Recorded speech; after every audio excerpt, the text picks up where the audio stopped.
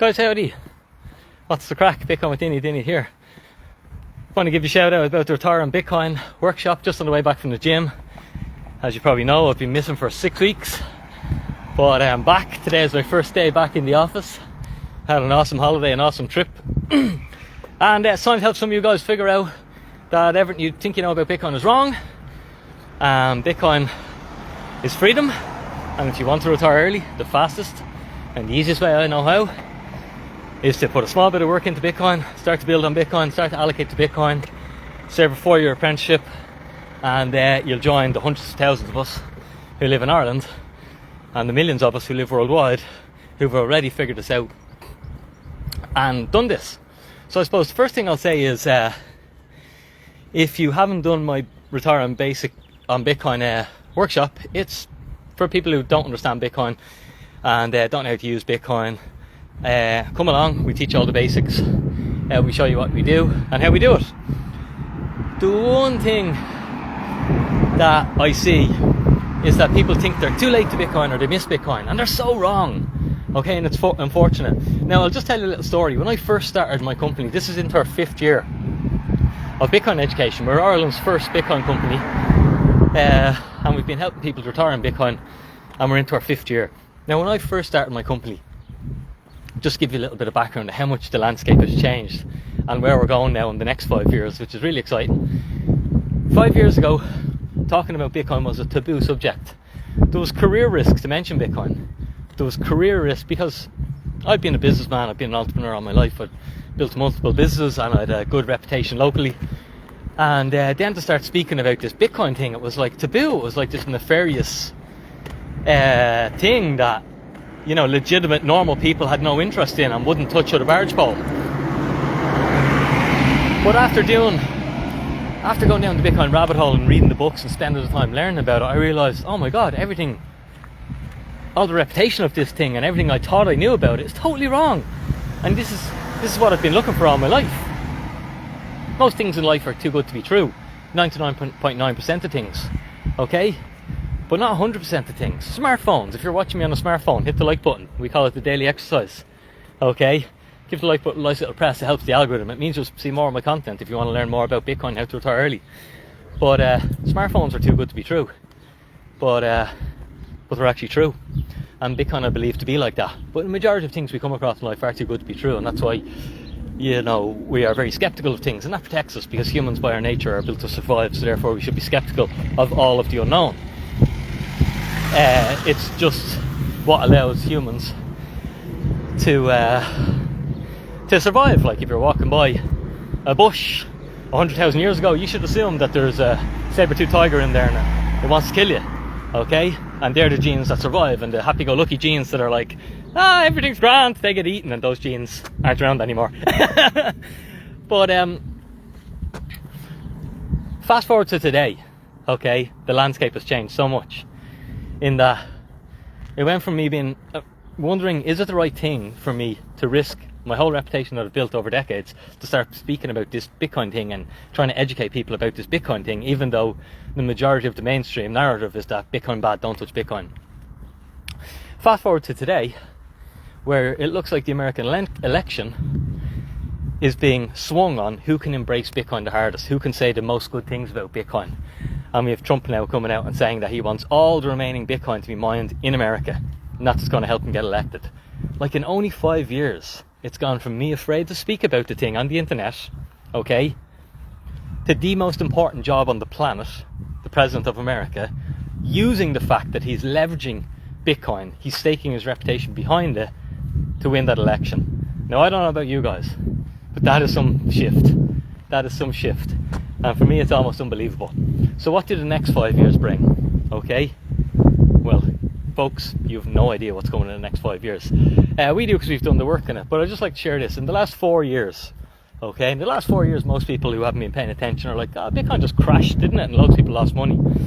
In the last 4 years, okay, and we're not even into a bull market yet.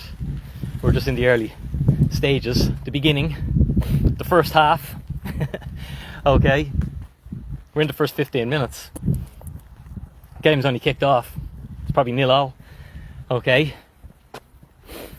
But in this first 4 years, Bitcoin's been averaging 50% per year, compounded annual growth, okay?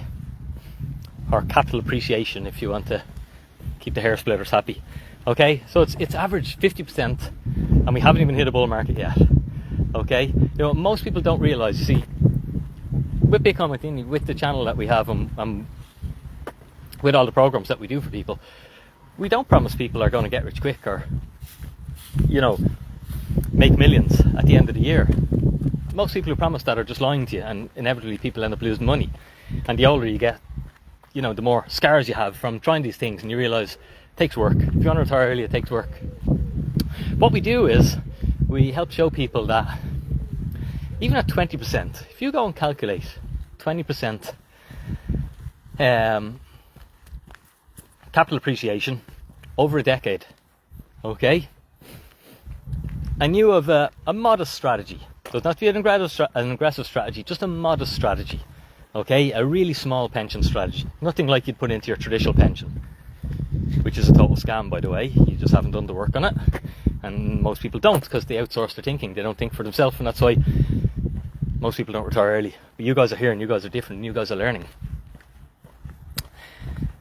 But at 20% capital appreciation over a decade, that will allow everybody to hit their financial goals, their freedom goals, at only 20%.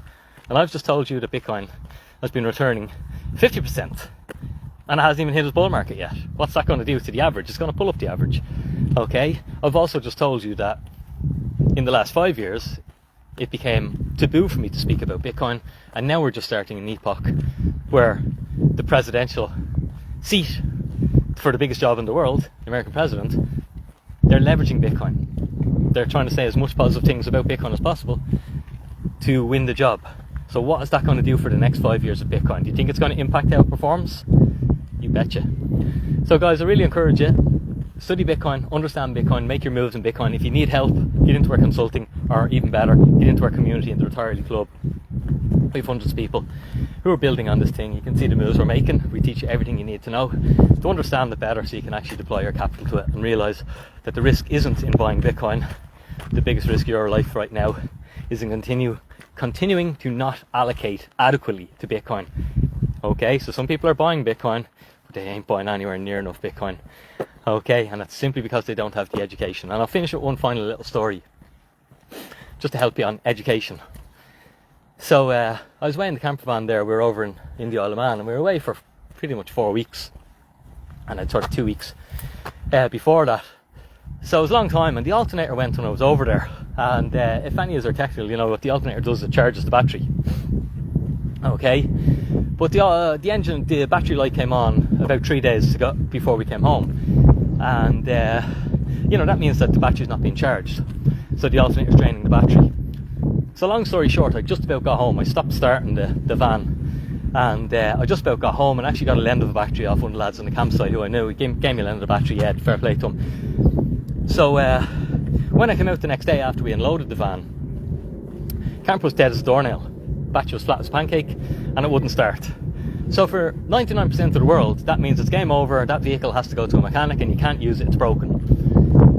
But because many moons ago I served my time as a mechanic, I've done 2 apprenticeships, believe it or not, but because I served my time as a mechanic, I actually understand what's happening there.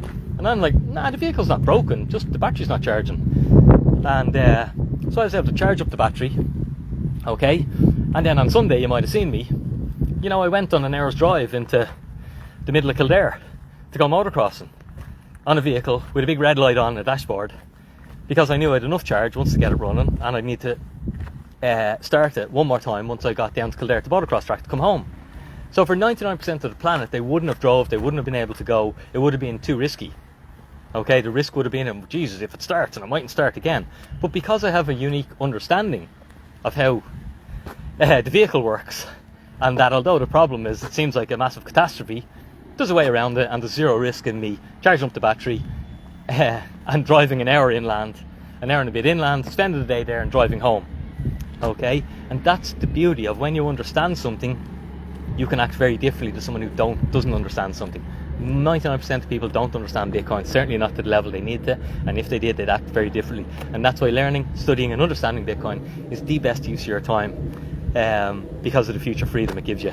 Guys, I hope you got a bit of value from this video. If you did, hit the like button or share it with your friends and family.